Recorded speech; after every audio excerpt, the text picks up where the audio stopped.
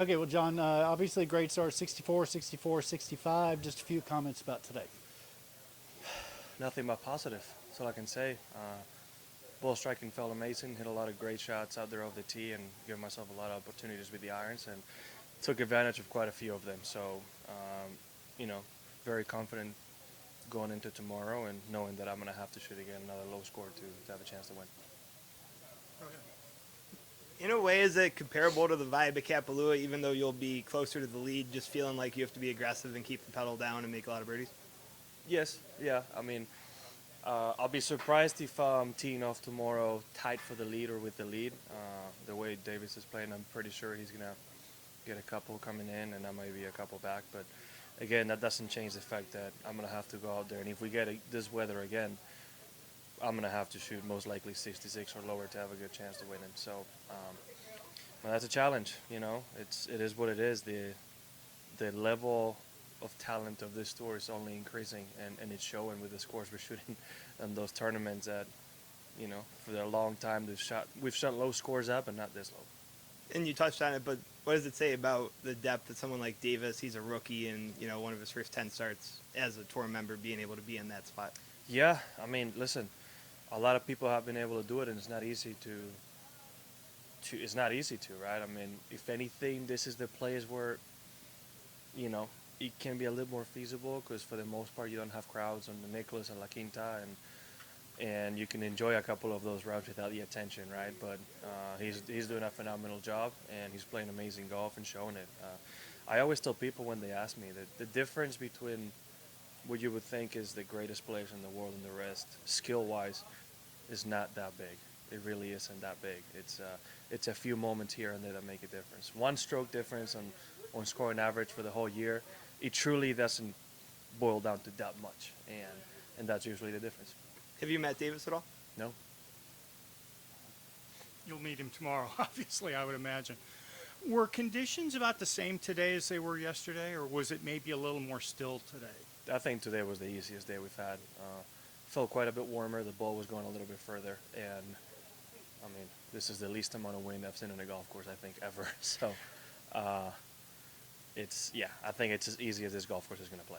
Because I've always maintained coming out here on the I-10, if the wind turbines aren't moving, then there's going to be even more birdies than usual. Yeah, exactly. I mean, it's not like we usually have that much wind out here, right? You have a little bit. But I know I've heard some stories in the past that, you know, some of these golf courses can show some teeth if the wind's blowing 15 or 20, but I haven't seen it yet. If it does, I mean, you still need to come out here and post a score because somebody always does. The putts on the back especially, I mean, is it just something you just kind of slough off and say, okay, got to deal with it? I feel like you guys always try to look for something this is not there.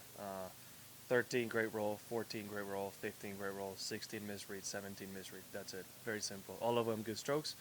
I can tell you it was earlier putts that weren't as good as some of those and went in dead center. So that's just golf.